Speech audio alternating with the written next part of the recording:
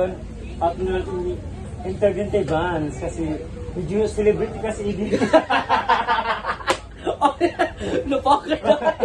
Okay, ano niya ipapax to kasi medyo bunal kasi niya pagdating ng mga kuhan. Ito ba? Sucks lang. Ngayon, meron bang question na dapat Okay. mong sagutin? King, ang bulyo. Agad sino? Ang bulyo mo ba na nakikinig? Okay, may walang question ka na dapat mong sagutin ng 1 minute sa fax. 1 minute? Yes, kailangan Oh my bilis God. ka. Okay, Sige, ito. sige. Ready ka na ba? Anong feeling mo na in-interview ka ng Fox Talk ngayon? Well, it's such an honor to be here. Hello, guys. Okay. Thank you for having me. You're welcome. Okay, ready ka na sa 8 katanungan natin? Got it, Tadlock. Okay. Number 1 question. Gusto mapuntahan na lugar? Palawan? Nakakatakot na karanasan? Well, ang ginkuhan kami ni way back ni Ramarla na gilanat nito bukid. Sweet o hard? Hard! Bakit? I love hard.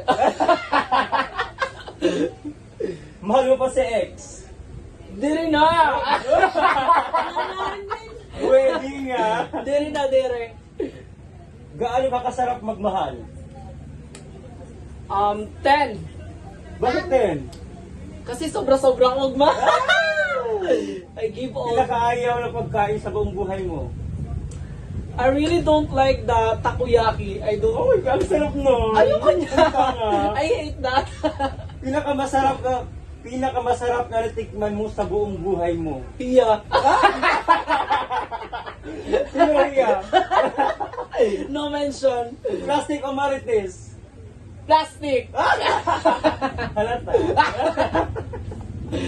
So ayan, nasubukan natin ng kanyang kagaling talaga flow ka talaga itong si Vance, di ba?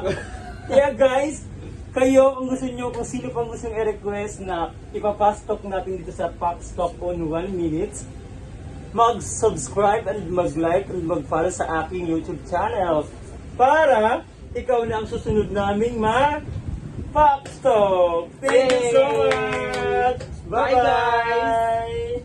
Dapat sila sa ating